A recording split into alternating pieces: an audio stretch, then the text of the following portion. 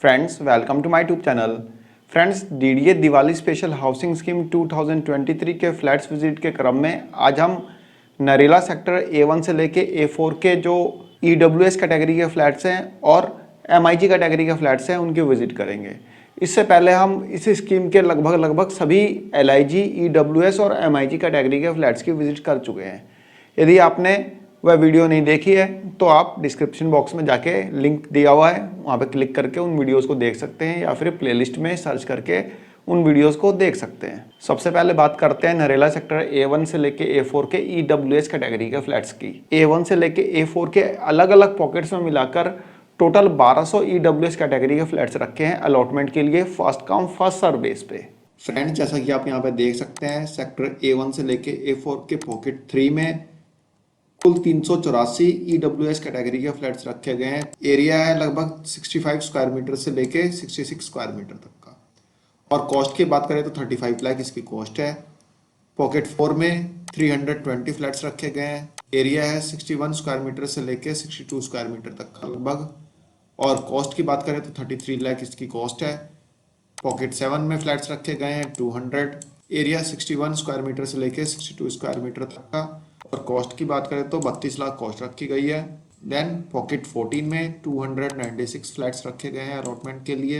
Area है लगभग 61 square metre से लेके 62 स्क्वायर मीटर तक का। कॉस्ट की बात करें तो 32 लाख इसकी कॉस्ट रखी गई है। तो कुल मिला के ये 1200 फ्लैट्स रखे गए हैं अलॉटमेंट के लिए EWS कैटेगरी के। फ्रेंड्स एक बार बाहर से इन फ्लैट्स का व्यू देखते हैं। फ्रेंड्स आप बाहर से इन फ्लैट्स का एक व्यू देख सकते हैं। ये 13th फ्लोर के फ्लैट्स हैं। फ्रेंड्स हमने बाहर से इन फ्लैट्स के एक व्यू देखा, अब चलते हैं फ्लैट के अंदर देखते हैं। चलते हैं देखते हैं फ्लैट को। ये कॉरिडोर है, लिफ्ट भी है यहाँ पे। ये हमारा लिविंग रूम है, आप देख सकते हैं काफ़ी स्पेशियस लिविंग रूम है। साइज़ है इसका 9 फुट बाई 12.5 इंच। इसके साथ ही बालकनी अटैच्ड है। बालकनी की साइज़ आप यहाँ पे देख सकते हैं 10 फुट बाई 6.5। और जो बालकनी है आपके बेडरूम तक अटैच्ड है, यानी आपका बेडरूम और आपका लिविंग रूम दोनों के लिए एक कॉमन बालकनी है। ये आपका बेडरूम है 8 foot 10 inch by 11 foot 1 inch का ये बेडरूम है आपका।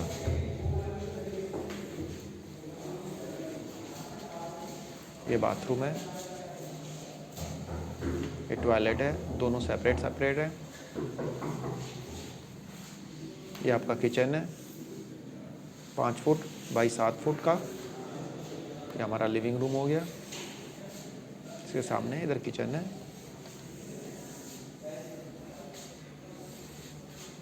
बेडरूम हो गया, बेडरूम से बालकनी अटैच्ड है, वही बालकनी आपके लिविंग रूम से अटैच है।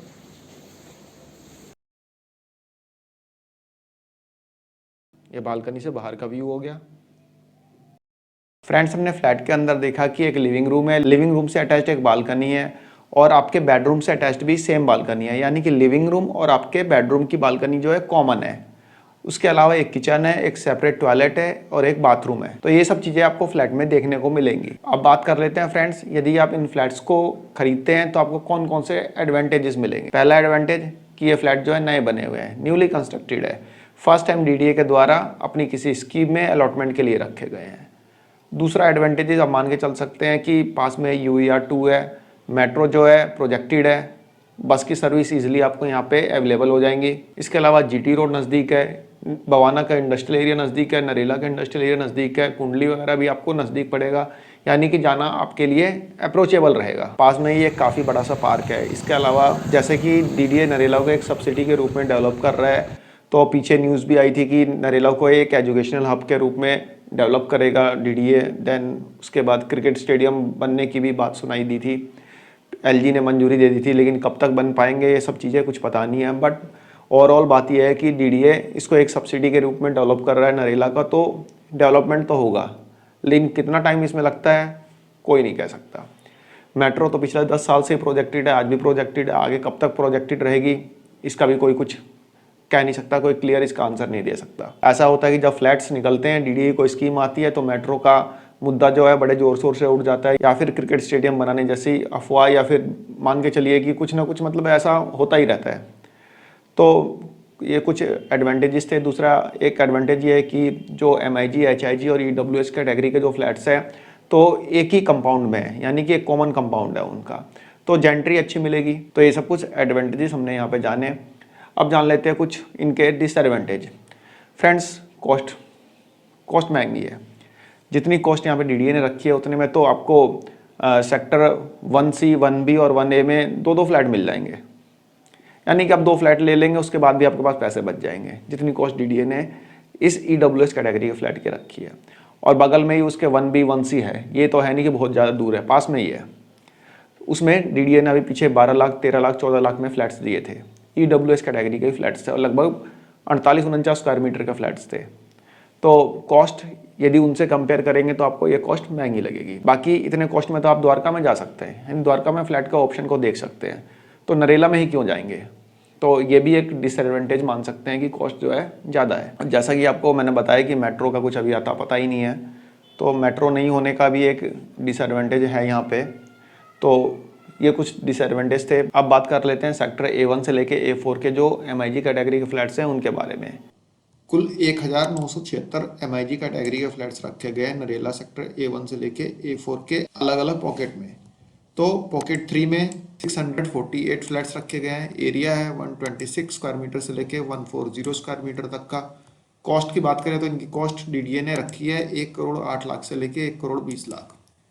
पॉकेट 4 में 512 फ्लैट्स रखे गए हैं अलॉटमेंट के लिए। एरिया की बात करें तो 126 स्क्वायर मीटर से लेके 140 स्क्वायर मीटर तक का है। कॉस्ट की बात करें तो 1 करोड़ 10 लाख से लेके 1 करोड़ 22 लाख। पॉकेट 7 में 328 फ्लैट्स रखे गए हैं अलॉटमेंट के लिए। एरिया है 126 स्क्वायर मीटर से लेके 140 स्क्वायर मीटर तक का। कॉस्ट की बात करें तो 1 करोड़ 5 लाख से लेके 1 करोड़ 17 लाख। पॉकेट 14 में जो फ्लैट्स रखे गए हैं उनकी संख्या है 488। एरिया है 118 स्क्वायर मीटर से लेके 140 स्क्वायर मीटर तक का। कॉस्ट की बात करें तो 1 करोड़ से लेके 1 करोड़ 18 लाख इनकी कॉस्ट रखी गई है। फ्रेंड्स, एक बार बाहर से इन फ्लैट्स का एक व्यू देखते हैं। फ्रेंड्स, से बाहर से इन फ्लैट्स का एक व्यू है। ये MIG फ्लैट्स हैं सारे। फ्रेंड्स, अब चलते हैं इन फ्लैट्स को अंदर से देखते हैं। फ्लैट को अंदर से देखते हैं। अंदर घुसते ही एक काफ़ी बड़ा सा लिविंग रूम है, काफ़ी स्पेसियस है, लगभग 13 foot 7 inch by 19 foot 9 inch. एक किचन है हमारा 8 foot 10 inch by 8 foot 8 inch का। किचन के साथ बालकनी अटैच है।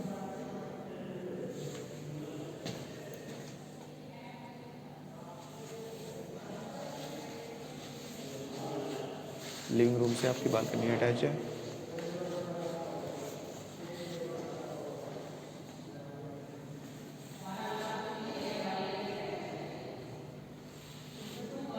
ये बाहर का व्यू है।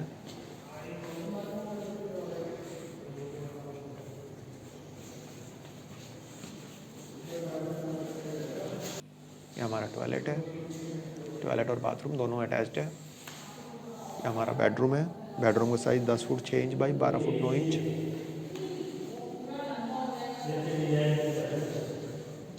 ये हमारा सेकंड टॉयलेट बाथरूम है। ये हमारा मास्टर बेडरूम है 10 foot 8 inch by 14 foot 3 inch. Master bedroom जो आपका है उसके साथ बालकनी अटैच्ड है।